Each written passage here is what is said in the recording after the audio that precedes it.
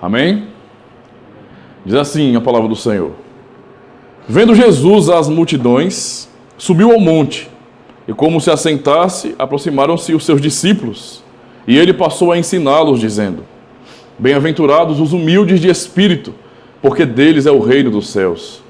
Bem-aventurados os que choram, porque serão consolados. Bem-aventurados os mansos, porque herdarão a terra. Bem-aventurados os que têm fome e sede de justiça, porque serão fartos. Bem-aventurados os misericordiosos, porque alcançarão misericórdia. Bem-aventurados os limpos de coração, porque verão a Deus. Bem-aventurados os pacificadores, porque serão chamados filhos de Deus. Bem-aventurados os perseguidos por causa da justiça, porque deles é o reino dos céus. Bem-aventurados sois, quando por minha causa vos injuriarem e vos perseguirem e mentindo, disserem todo mal contra vós. Regozijai-vos e exultai, porque grande é o vosso galardão nos céus, pois assim perseguiram aos profetas que vieram antes de vós. Até aqui, meus irmãos. Queridos irmãos, no domingo anterior, nós ouvimos pela noite também uma pregação sobre a humildade de Cristo. Nós ouvimos uma pregação sobre Cristo ser um modelo de humildade para nós. Como ele é glorioso, mas como ele se humilhou, esvaziando-se de si mesmo.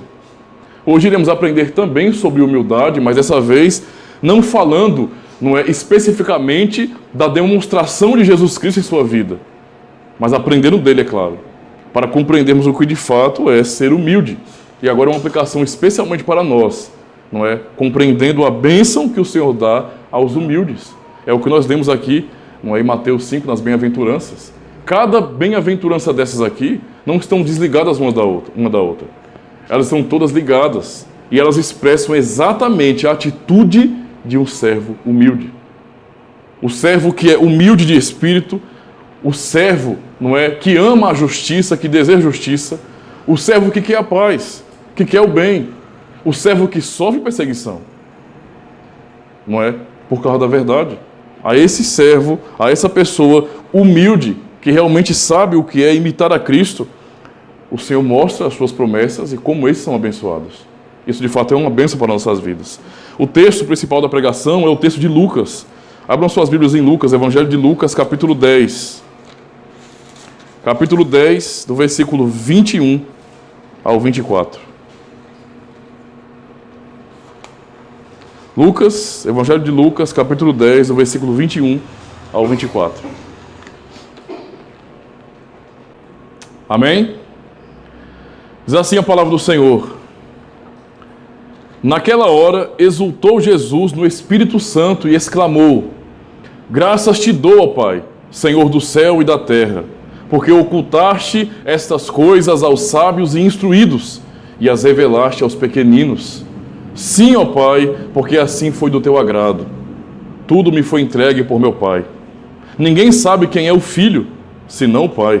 E também ninguém sabe quem é o Pai, senão o Filho, e aquele a quem o Filho o quiser revelar.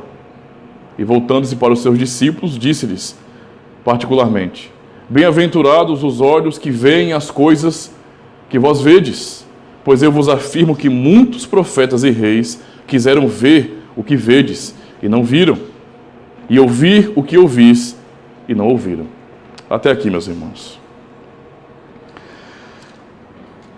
A primeira parte, irmãos, sobre o ensino de Cristo, o ensino gracioso de nosso Senhor, no texto dessa pregação, no texto dessa noite, é falar sobre a questão da humildade. Nós percebemos de maneira bastante clara, que Jesus mostra aqui como Deus revela a sua glória, revela tesouros aos humildes de espírito, aos simples, Nós vamos aprender sobre o que é esse simples, o que é ser humilde. Mas vamos pensar primeiro em que Deus revela a sua glória, de uma forma humilde. Não só aos humildes, mas também de uma forma humilde. Se nós formos observar a história da redenção, vamos perceber como o Senhor glorioso revelou de maneira tão simples, as verdades profundas do Evangelho, desde o início. É pela revelação no Novo Testamento que nós sabemos que aquele simples ato de Deus, em sacrificar animais para cobrir com sua pele, com a pele dos animais, Adão e Eva, a humanidade caída, pela revelação de Deus no Evangelho, é que nós sabemos que ali o Evangelho já estava sendo prometido, que ali era o proto-Evangelho. Então veja, de uma maneira tão simples que talvez, não é, alguém que olhasse desapercebido jamais poderia imaginar que aquele sacrifício de animais para cobrir a nudez do casal era a promessa do Santo Evangelho. Era a promessa de que Deus um dia iria enviar o seu próprio filho. E enviando o seu filho, esse morreria para cobrir, não é, nesse sentido, e perdoar de uma vez por todas o pecado do seu povo. E isso, de fato, é revelado de maneira simples, mas é um tesouro incomparável. Tem a ver com a salvação. A maneira como Deus se revelou ao seu povo, como ele foi ensinando de maneira progressiva as verdades do Evangelho. Quando nós lemos toda a Escritura e percebemos que a Escritura conta uma única história, conta essa história da redenção, fala sobre o reino de Deus demonstrado aqui, neste mundo, por meio do seu povo, não é?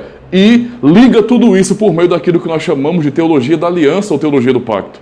Onde tudo é ligado, tudo tem sentido, tudo aponta para Cristo e tudo está expressando esse pacto eterno que Deus fez, não é? Pai, Filho e Espírito Santo, para a redenção de pecadores, escolhendo um povo para si. E então nós percebemos que na história da redenção ele foi revelando isso de maneira gradativa, momento após momento. Um pouco com Adão, um pouco com Abraão, aliás, um pouco com Noé, depois com Abraão, um pouco com Moisés, um pouco por meio dos profetas. Ele foi falando de várias maneiras, de várias formas, como o autor aos Hebreus capítulo 1 fala. Não é? Ele falava pelos pais, pelos profetas, ele ia revelando a sua vontade de maneira simples e gradativa, ensinando, nesse sentido, o seu povo sobre as verdades profundas do Evangelho. Hoje, para nós, pode até parecer fácil olhar para tudo isso e compreender toda essa ligação. Não é? Até parece bastante simples quando nós olhamos para todo o contexto da Escritura. Tantas pessoas já pensaram sobre isso, já discutiram sobre isso, já formaram teologia a partir disso. Tantas pessoas morreram para defender essa fé. Hoje, para nós temos toda essa suma, não é? Todo esse compilado de verdades do Evangelho que já foi revelado em toda a história. E a Escritura nos mostra esse registro maravilhoso de como Deus, de maneira simples e humilde, foi revelando a sua vontade. Naquilo que era tão comum, de uso comum do povo, Deus revelava. Quem podia imaginar que quando Deus chamou Abraão para sacrificar Isaque, e subiram ao monte Moriá, e ali Isaque preocupado um pouco, né? Porque, poxa, estamos indo fazer um sacrifício. Nós temos aqui já todo o material, não é? Tem a lenha, meu pai está com um cutelo, está tudo aqui pronto. Mas onde é que está o cordeiro? E quando chega na hora do sacrifício, o Senhor fala com Abraão, brada do céu, Abraão para e Deus mostra um cordeiro preso pelos chifres em arbustos e fala, esse é o cordeiro que eu providenciei, ou seja, o cordeiro substituto. Quem poderia imaginar que aquele simples cordeiro preso pelos chifres em arbustos falava exatamente do que Cristo iria fazer? De que o próprio Filho de Deus iria substituir, sendo o Cordeiro de Deus que tira o pecado do mundo. Veja, de uma maneira simples, Deus revelou uma glória maravilhosa. Ou seja, as formas de Deus manifestar a sua glória demonstram isso. Demonstra a humildade que Ele quer que não venhamos atentar os nossos olhos para aquilo que vemos.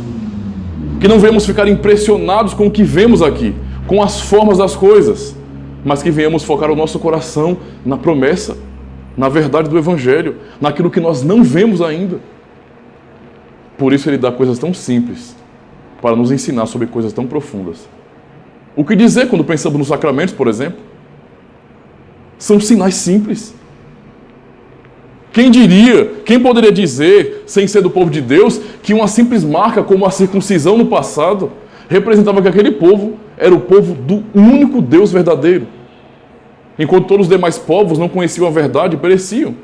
Mas aquele povo judeu, os filhos de Abraão, que receberam aquele sinal simples, que na verdade não era um sinal exclusivo dos israelitas.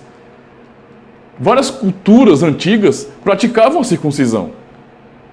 Não com o mesmo objetivo, mas praticavam. Até mesmo os índios aqui no Brasil, índios, não é, de várias tribos, praticam a circuncisão, mas não tem o mesmo objetivo. Deus usou uma coisa comum, uma coisa simples que tinha um significado, a retirada de impureza, a retirada de uma parte nossa, para apresentar ali algo tão valoroso, algo tão glorioso, que ele escolheu um povo para ele mesmo. Um povo que ele amou e estava dizendo justamente com aquele sinal: esse povo é meu. Eu prometi a esse povo, eu sou fiel ao que eu prometi, esse é o sinal. Ou quem diria, quem não comia carne naquele período, não é? Eles estavam acostumados com a refeição comum dos animais, usando a carne nesse sentido, mas Deus manda eles prepararem uma refeição, não é? Institui a Páscoa, e naquela refeição familiar, ele estava ali apresentando uma glória tão profunda. Talvez aqueles que estavam ali jamais puderam entender aquilo. Os egípcios, até mesmo Israel ali naquele período, faziam aquilo pela promessa, mas não tinham ainda a ciência profunda que hoje nós temos do que aquilo significava. Que a morte daquele animal sendo compartilhada entre a família significava justamente que um dia o próprio Filho de Deus, o Cordeiro do Senhor, viria, morreria, e nós, nesse sentido, pela fé, nos alimentaríamos de sua vida. Esse é o meu corpo partido por vós. Sinais simples, irmãos, como o batismo, como a Santa Ceia. Não há nada de visivelmente glorioso no batismo. Com um pouquinho de água você resolve o problema. Mas o que ele significa é algo profundíssimo. Não há nada de glorioso nesse sentido, visivelmente, na Santa Ceia. São pessoas reunidas em torno de uma mesa, compartilhando um pão e um cálice. Não é uma coisa, sabe, luxuosa, uma coisa grande para todo mundo ver e sabe, fazer um verdadeiro show para todo mundo ver e ficar impressionado. Não, é uma refeição simples, mas que tem um significado tão profundo e carrega consigo uma promessa tão profunda de que Cristo vai voltar para cear conosco. As maneiras como Deus se revelou no passado foram humildes. Nós podemos pensar nisso quando olhamos para Deuteronômio capítulo 7, versículo 9, quando Deus olha para Israel, até mesmo em escolher um povo, ele não escolhe o povo, na verdade, uma nação poderosa, uma nação que era militarmente superior às outras. Para pensar, eles tinham ali o Egito, não é? Na época, a nação mais poderosa de todas, a nação mais desenvolvida em termos de ciência, de conhecimento, de estudo, de botânica, eles conheciam muita coisa. Muita coisa. Até hoje, não é? Arqueólogos e cientistas se impressionam com o conhecimento que os egípcios tinham. A tecnologia que eles guardavam ali era algo realmente formidável. Mas veja, não é aquela nação que Deus se revela. Deus não se revelou àquele povo tão grandioso, humanamente falando. E é isso que ele diz a Israel, para que Israel não se exalte. Ele fala em Deuteronômio 7 e 9, não vos teve o Senhor afeição, nem vos escolheu, porque fosseis mais numerosos do que qualquer povo, pois éreis o menor de todos os povos.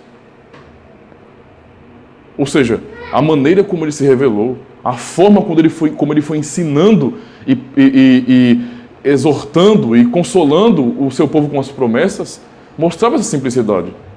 Por isso o seu povo era um povo humilde, um povo pequeno.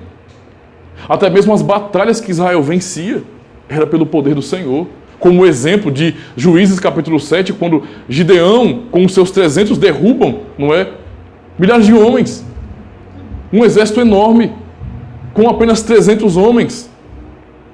E eles tinham muito mais, eles tinham condições de igualar, não é? Com 31 homens, igualar, pelo menos fazer frente de batalha, não é? Um pouco mais justa nesse sentido, com os moabitas, com os demais povos, com os midianitas. Mas Deus fala, não, eu não quero que vocês façam isso, para que vocês não pensem depois que foi a força do braço de vocês que os livrou. E vocês se ensoberbeçam contra mim. E então Deus começou a, de fato, diminuir o exército, para que chegasse a uma situação que fosse impossível. Um exército humilde, um exército pequeno, fraco, sem condições, vencer não por sua própria força, mas pelo poder de Deus. Tudo isso nos mostra a simplicidade como Deus revela a sua palavra. É o que nós vemos, por exemplo, em Davi. Deus não escolheu seus irmãos que eram muito fortes, não é? Que tinham boa estatura, bom porte físico, que eram pessoas acostumadas em batalha, mas escolheram um jovem pastor de ovelhas. Deus sempre foi surpreendendo. Nem mesmo Samuel, enviado pelo Senhor como profeta, pôde perceber isso. E o Senhor exortou a Samuel, Samuel, eu não vejo como o homem vê. Vocês olham a aparência, o Senhor vê o coração. Tudo isso nos mostra, irmãos, como Deus revela a sua simplicidade. E a forma como Ele se revelou é perfeitamente demonstrada na pessoa do Senhor Jesus Cristo. Como Isaías 53 nos ensina, nenhuma beleza nele víamos para que o desejássemos. Era desprezado, não é? Um servo humilde, um servo trabalhador experimentado nos trabalhos, sofrido, que ninguém fazia caso dele. E quando o viu sofrendo, disse e pensou, é ele que é culpado. Está pagando porque merece. É isso que as pessoas pensavam dele. De uma maneira tão humilhada, mas ali estava o próprio Rei da Glória, o Verbo encarnado. E essas maneiras humildes, não é? São a maneira como Deus revela a sua glória. Isso de fato é maravilhoso para nós, irmãos. Maravilhoso. É por isso que nós aprendemos esse princípio, né? E na segunda carta de Paulo aos Coríntios, no capítulo 4 e no versículo 7, quando ele diz bem assim, mas temos esse tesouro, ele fala do Evangelho, aqui ele fala do Evangelho, mas temos esse tesouro em vasos de barro, para mostrar que este poder, que a tudo excede, provém de Deus e não de nós. Veja como Deus revela, não é? De forma tão humilde, essa glória do Evangelho. Temos esse tesouro em vasos de barro, não em vasos de ouro, vasos preciosos, para que os olhares ficassem fixos no vaso, mas naquilo que contém, naquilo que o vaso contém, no conteúdo do vaso que vem de Deus. Esse é o verdadeiro tesouro. É por isso que em nós, homens, pecadores e falhos, Deus revela a sua glória. Como o Senhor disse a Paulo quando este orou, Paulo, o meu poder se aperfeiçoa na fraqueza. E assim Deus revela o seu poder. Cristo, quando fala aos seus discípulos, irmãos, sobre essa bênção, e exulta e se alegra, exclamando, não é? Pelo Espírito Santo, graças te dou, ó Pai, Senhor dos céus e da terra, porque ocultaste essas coisas dos instruídos, dos sábios, e as revelaste aos pequeninos. Ele está justamente demonstrando a sua alegria, porque na verdade desde sempre, não é? De forma humilde, Deus revelou o seu poder, a sua glória. Sempre para que nós não colocássemos o nosso olhar naquilo que vemos, não ficássemos impressionados com o que vemos, mas sim na promessa, confiando na gloriosa promessa do Senhor. Então aprendemos também que Deus revela a sua glória não só de forma humilde, mas revela a sua glória aos humildes, aos menores. E temos que pensar um pouco sobre isso. É o que Mateus, que nós lemos, capítulo 5, verso 3, nos diz. Bem-aventurados os mansos, aliás, os humildes de espírito, os pobres de espírito, não é? Eles herdarão a terra. Eles são herdeiros. E todo o texto de Mateus, essas bem-aventuranças, falam sobre essa pessoa que é humilde. Esse que pertence a Deus, que de fato é humilde. E esse humilde que suporta, que aguenta, que se humilha, que procura sempre a paz, nunca quer a desavença, a briga, é uma pessoa de fato que não tem uma mentalidade, não é, de que ele é elevado, de que ele é superior aos demais. Deus nos ensina por meio das palavras dele que ele se revela, não é, aos humildes, que ele manifesta o seu poder na vida dos humildes. E os humildes aqui não são as pessoas que têm menos simplesmente, não é? Não são as pessoas que podem menos simplesmente, mas são aquelas pessoas que reconhecem a sua miséria e os seus pecados diante de Deus. Os verdadeiros humildes, esses que Cristo está mostrando aqui a sua alegria, porque o Pai revelou a esses, são aquelas pessoas que não se exaltam. Elas não fazem isso para as pessoas verem. Na verdade, elas não conseguem se ver como pessoas superiores. Não é uma forçação de barra, não é você fazer um teatro, montar uma aparência, não é você de fato tentar demonstrar humildade para as pessoas. Não. É de fato um espírito quebrantado, um espírito pobre, humilde, onde você não consegue se ver como superior a ninguém. Porque quando você olha para a sua própria vida e olha para o Senhor, para a sua revelação, você vê como você é pequeno. Nem todos têm esse senso. Nem todos podem compreender essa glória. Nem todos podem perceber como são miseráveis. Na verdade, ninguém pode fazer isso sem a obra do Espírito Santo. Qualquer um daqueles que não tem o Espírito de Deus em sua vida, jamais poderão enxergar quem realmente são. Quem realmente são. todo ser humano vive correndo, não é, em busca da sua própria identidade. É uma correria muito grande para encontrar-se consigo mesmos. Todavia, ninguém pode se encontrar e se entender de verdade sem o Espírito Santo, sem a revelação de Deus. É encontrando ao Senhor que nós nos conhecemos de verdade. E quando deparados com Cristo e sua glória, tal como Paulo se sentiu humilhado, mesmo tendo razões para se orgulhar como homem, não é? Como ele vai dizer, circuncidado ao 8º dia, não é verdade? Hebreus de Hebreus, da tribo de Benjamim, uma pessoa instruída, zelosa da lei, perseguidor da igreja, mas diante da glória de Cristo, diante da glória do Evangelho, não é? Eu percebi que eu não sou nada. E começou a considerar tudo mais que ele tinha conquistado, tudo mais que envolvia a sua vida terrena, como nada diante do Senhor, diante do conhecimento da glória de Cristo. Tudo isso, irmãos, tudo isso é a glória do Senhor que é revelada de maneira simples. E é isso que dá alegria a Jesus Cristo nesse texto. Ele se alegra, ele se alegrou. Ele deu graças ao Pai porque ele revelou essa glória aos humildes.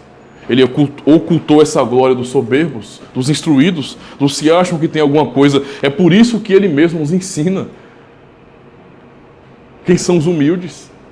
Em Romanos 12, verso 3, Paulo ensina: por isso, pela graça que me foi dada, digo a todos vocês, ninguém tenha de si mesmo um conceito mais elevado do que deve ter.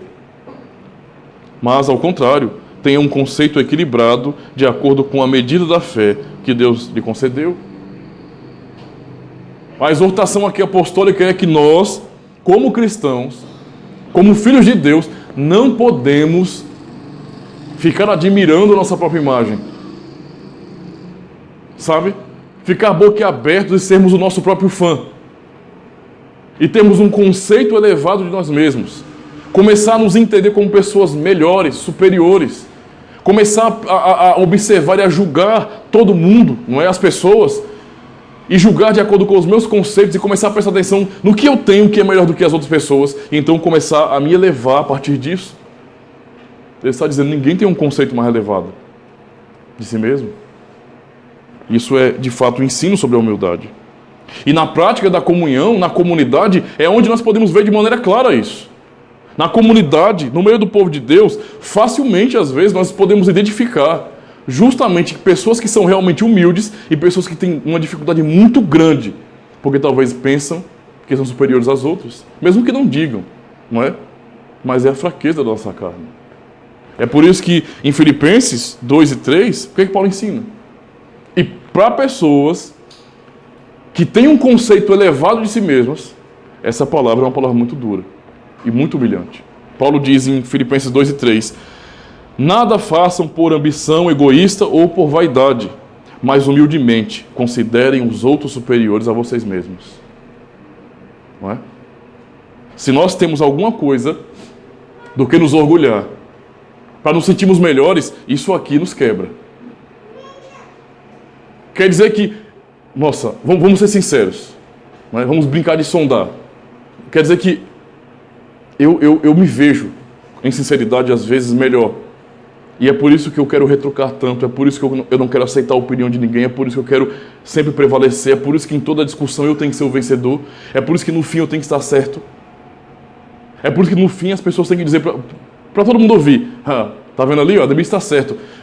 E o Senhor está dizendo que, na verdade, eu devo considerar os meus irmãos, mesmo que eles saibam menos, que não sejam pastores, que não sejam oficiais da Igreja de Cristo, mesmo que eles não saibam muita coisa que eu já sei, e assim eu tenho que repetir com outro também que sabe mais do que eu, percebe? Eu preciso aprender a considerar os meus irmãos superiores a mim mesmo. E isso é de fato ser humilde. Esse é o caráter das pessoas que Cristo fala em Mateus 5. Pessoas que são pobres de espírito, humildes de verdade, que não têm um conceito elevado de si mesmas. Isso é um desafio para nós, é um desafio para o ser humano, é uma afronta ao pecador. E Cristo, nosso Senhor, irmãos, se alegrou grandemente com isso, dando graças ao Pai. Ele diz que Deus, o Pai, ocultou, escondeu a glória do Evangelho dos instruídos e dos sábios. E aí vocês parem para pensar. Em Israel, em Jerusalém, aqueles homens tão bem instruídos, escribas que decoravam a lei, que decoravam a Torá, de tanto copiarem, de tanto escreverem, os fariseus tão dedicados, os saduceus de igual modo, todos eles tão dedicados em conhecer os mandamentos, não é? Não só os 10, mas os demais mandamentos. Eram muitas aplicações dos 10 mandamentos. Eles procuravam decorar tudo, aprender tudo, para usar a lei para oprimir as pessoas. Eram pessoas que queriam mostrar zelo e temor a Deus por meio da punição, exercendo sempre juízo, nunca misericórdia, e se orgulhavam. E as pessoas os viam de fato como pessoas realmente muito piedosas, sábios. Eles podiam falar. Quando eles começavam a expor a lei, as pessoas paravam para ouvir. Esses que eram tão sábios, que eram reconhecidos como sábios, para estes o Senhor Deus escondeu a glória do seu Evangelho. E quando revelou a um deles, o derrubou e o cegou. E humilhou ele completamente. E disse que ele iria sofrer por causa do seu nome. Foi isso que aconteceu com Paulo. O Senhor fala que Deus escondeu isso deles. Aí imagina, pessoas que dedicaram a vida toda em investigar os textos, em copiar os textos de maneira minuciosa, perfeita. Pessoas que tinham como costume, na cópia dos textos, às vezes até trocarem de roupa ou se purificarem quando iam escrever o nome de Deus. Pessoas que se erravam, tiravam aquela folha e começavam a fazer tudo de novo. Na língua hebraica, para que os irmãos entendam, não é? Toda a língua foi escrita sem acentos. A língua hebraica não tem acento. E depois foram acrescentados sinais fonéticos para representar as nossas consoantes. Não havia consoantes também lá. Então tudo foram sinais fonéticos, não é? E sinais diacríticos para mostrarem ênfase, para expressarem consoantes nossas, para uma população um pouco mais moderna reconhecer os sons, porque tudo era passado de maneira oral, tradição oral. Mas eles faziam o texto de maneira tão detalhada, tão caprichada, não é? Que o acréscimo desses sinais não aumentava a quantidade no texto. Ficava tudo do mesmo jeitinho. Então uma Bíblia hebraica, não é? Sem essa escrita moderna de acentos, não é? E sinais diacríticos fonéticos, tem a mesma quantidade de letras, e o mesmo comprimento das letras, o mesmo tamanho certinho, a mesma quantidade de páginas de uma Bíblia com tudo isso. Tamanha era a dedicação deles. Porque até para isso deveria ter uma dedicação superior, para Deus.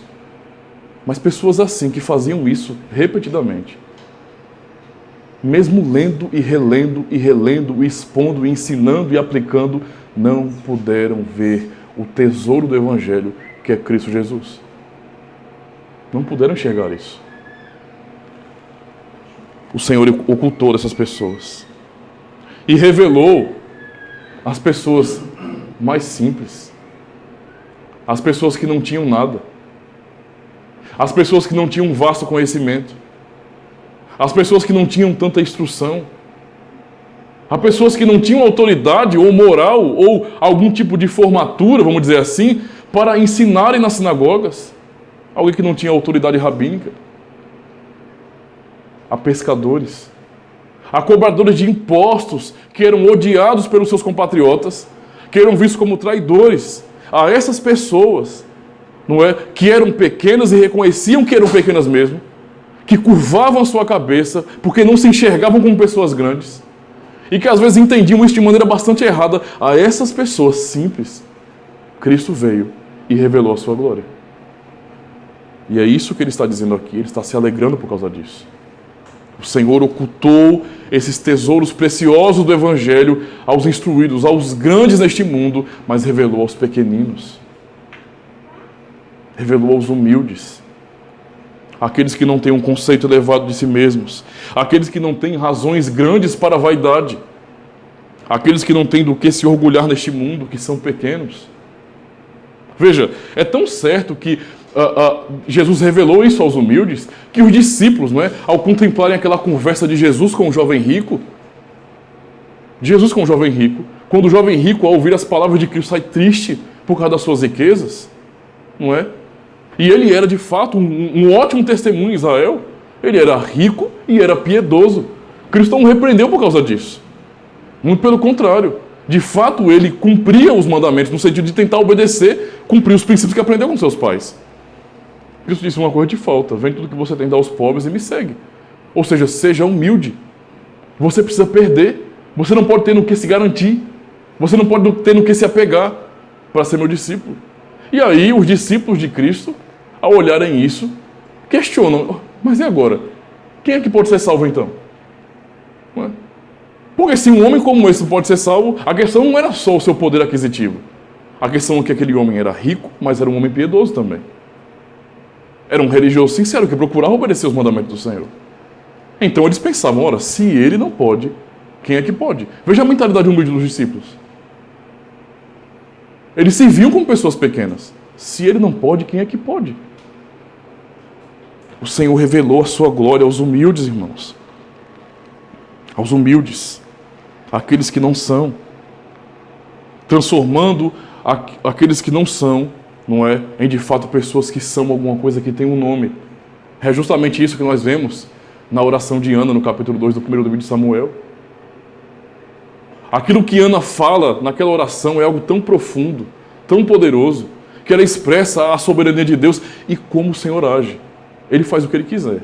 Mas ela era um testemunho vivo daquela que não tinha nada. Tinha apenas o sonho, a expectativa. E orava sinceramente ao Senhor. E Ele a abençoou. E tirou Ana de uma posição humilhada de mulher estéril a uma posição de honra, de ser mãe de um homem de Deus, de um homem fiel em Israel, de um homem que seguiria a linhagem do Messias, de alguém que obedeceria o Senhor até o fim. Veja como o Senhor revelou a sua glória a uma mulher humilde. Eu fico às vezes pensando que muitas pessoas hoje cristãs, com a Bíblia na mão, não têm o conhecimento de Deus que Ana tinha. Não têm o conhecimento de Deus que Ana tinha. E eu digo mais, pessoas que são formadas, sabe? Eu estou falando de líderes, pastores, há pessoas que não têm o conhecimento de Deus que Ana tinha. Eu já ouvi de pessoas que, ao lerem a oração de Ana, ao discutirem sobre isso, diziam: Ana tinha um conceito errado de Deus. Aí você abaixa a cabeça: meu Senhor, tem misericórdia de uma alma dessa. Porque tudo que aquela mulher orou, não é, mostra que ela conhecia o Senhor de verdade. Mostra que ela conhecia o Senhor de verdade. O que ela orou está repetido de diversas maneiras nos Salmos. O reconhecimento de que Deus faz tudo, de que Ele é glorioso, está em toda a Escritura. E ela orou de maneira correta a palavra do Senhor. E o Senhor, de fato, exaltou a humilhada. Como ela vai dizer na sua oração: até a estéril tem 7 filhos. E aquela que tinha muitos filhos perde o seu ânimo. O Senhor exalta. O Senhor levanta o pobre desde o monturo. E exalta esse pobre. E o faz assentar em um trono de glória. E o faz assentar entre os príncipes dessa terra. É o que o Senhor faz. Hoje, ainda sendo pessoas simples, pessoas que não têm tantas coisas, e não se enganem, nós não somos tão bons assim, nós não somos tão inteligentes assim. Ninguém está aqui porque é bonzinho demais ou porque é muito bem conceituado. Não, nós somos pobres, nós somos pequenos. Que valor nós temos no mundo? O nome de alguém aqui está espalhado pelos cantos da terra? Não, nós somos pessoas humildes, simples, pequenas. E se nós podemos olhar para essa verdade do Evangelho e crer no Senhor Jesus Cristo, se podemos olhar para a nossa própria vida e enxergar a nossa podridão, os nossos pecados, as nossas misérias, é o sinal de que nós somos de fato um vaso de barro simples, onde Deus manifesta a sua glória. Naquelas pessoas, irmãos,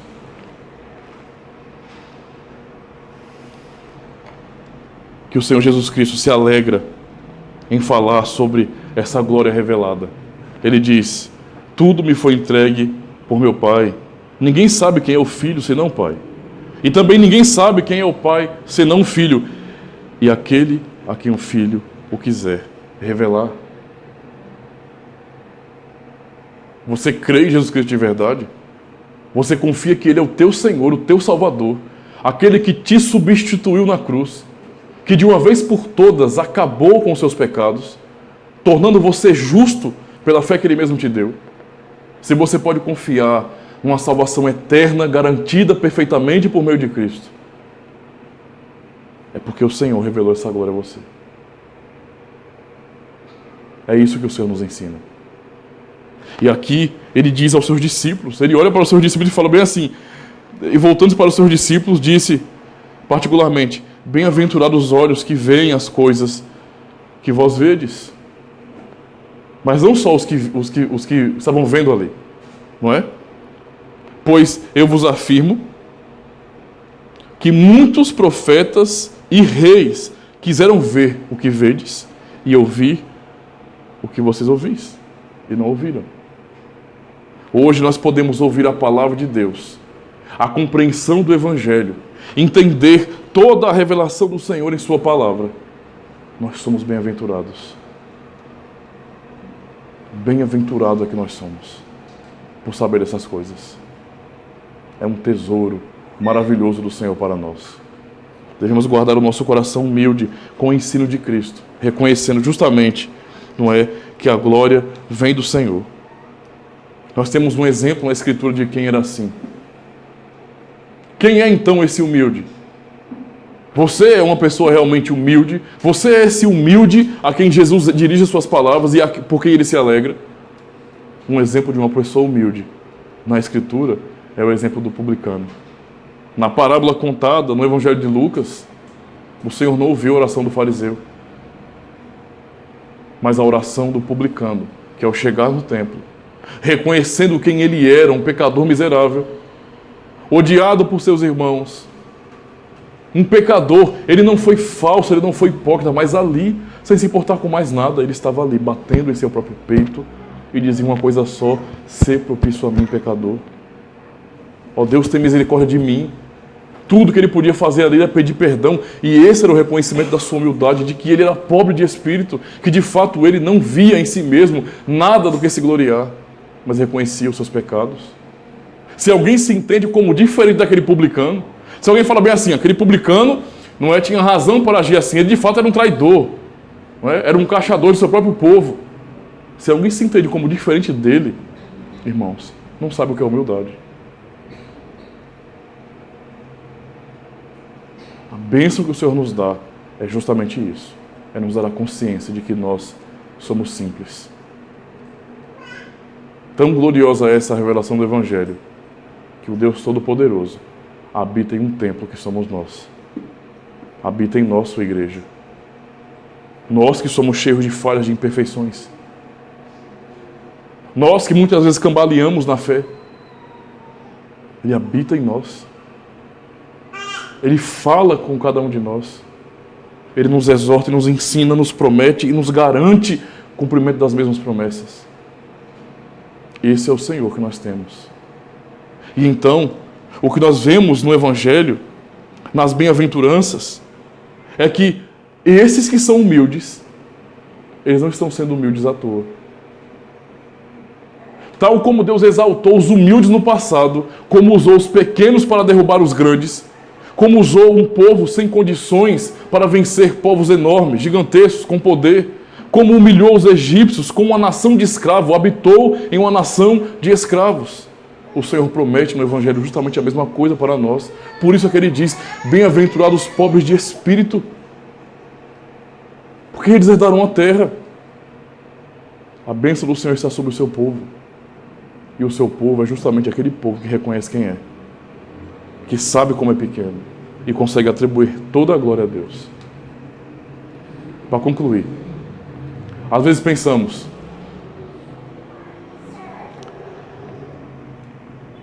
pastor, é normal? Será que de fato é normal e aceitável que eu lute tanto contra o pecado? Pastor, eu estou falhando. Eu vejo o mal pulsando em mim. Pastor, eu sou tão tentado, pastor. Às vezes eu ouço a pregação e eu me sinto um verdadeiro lixo. Eu me sinto um hipócrita, um mentiroso. Às vezes, pastor, eu tenho vontade de sair daqui logo, porque eu não me sinto digno. Eu devo ser alguém realmente muito ruim. Se nós somos de fato humildes, irmãos, não há como pensar outra coisa de nós mesmos. Se algum irmão está passando por lutas reais, é sinal de que esse irmão é crente, porque aquele que não é, não está lutando. Aquele que não está enfrentando conflitos terríveis em sua alma, não está lutando. Aquele que não tem que lidar com as suas falhas, com os seus problemas. Aquele que acha que não peca, não está lutando. Está enganado. A palavra do Senhor fala com pecadores. Com pessoas que têm consciência da sua miséria. E promete aos mesmos, os pequeninos, os humildes, os que dependem de Deus para tudo, que são como crianças, que dependem do Senhor para tudo e reconhecem isso. É a esse que a palavra do Senhor fala. E não aqueles que pensam que são bons, que arrotam santidade, que confundem as coisas e imaginam, não, nós temos que dar testemunho, logo eu tenho que propagar a minha santidade. Você está errado se você pensa assim. Se esforçar para testemunhar de Cristo não é fingir que nós não falhamos. Um servo verdadeiro é como aquele publicano. Ele é fiel. Ele foi fiel. E ele é ser justificado na palavra de Cristo. Porque ele não fingiu como fariseu. Ele não encenou diante do Senhor. Imagine a loucura do homem. Misericórdia, diante do Senhor, você vai fazer um teatro. Mas não foi assim que o publicano agiu. Ele teve consciência, eu estou diante do Senhor. Ele me sonda. Diante dele eu sou pobre, cego e nu. Eu não tenho nada. Eu sou um miserável e tudo que eu posso pedir ao Senhor é misericórdia. É misericórdia. E a esses que são assim, que são de fato pobres de espírito, humildes, que têm lutado sinceramente, ainda que às vezes apanhe, às vezes caia, mas ele se levanta e chorando e rastejando, ele continua lutando, porque tudo que ele quer é agradar ao seu Senhor. Mesmo quando ele não vê isso acontecer na sua própria vida, ele quer agradar ao seu Senhor. E é por isso que ele sofre. As dores de sua alma são por causa disso. Esse é o humilde que o Senhor está dizendo. Porque ele consegue olhar para a sua própria vida. Senhor, eu sou um pecador miserável. Eu errei, Senhor. Eu não fiz o que eu deveria fazer. E é por isso que eu peço a tua misericórdia. É aquela pessoa que de fato ora, como Davi, depois que Deus revelou o seu pecado. Não retires de mim o teu Espírito Santo. Devolve-me a alegria da tua salvação. A pessoa chega a esse ponto porque de fato é humilde, porque reconhece a sua necessidade. O Senhor não nos chamou para brilhar no mundo de uma maneira mentirosa, irmãos. A Igreja de Cristo não é a TV, não é um teatro para enganar as pessoas. Nós somos pessoas reais que sofremos, que temos problema com ansiedade, com depressão, que adoecemos, que gripamos, que pegamos doenças mortais, que morremos por causa dessas doenças. Nós somos pessoas normais. Não há para que fingir nada. E nós caímos. Nós decepcionamos pessoas. Pais falham na criação de seus filhos, pais cristãos que amam a Cristo, como também filhos desonram muitas vezes os seus pais, mesmo amando a Cristo. Nós somos assim. Mas o ponto aqui central é que as pessoas, como humildes de verdade, pobres de espírito, reconhecem isso. Não escondem isso, mas pedem socorro ao Senhor, pedem ajuda ao Senhor. E é a esses que Cristo dá a sua promessa: dos tais é o reino dos céus. Esses herdarão a terra.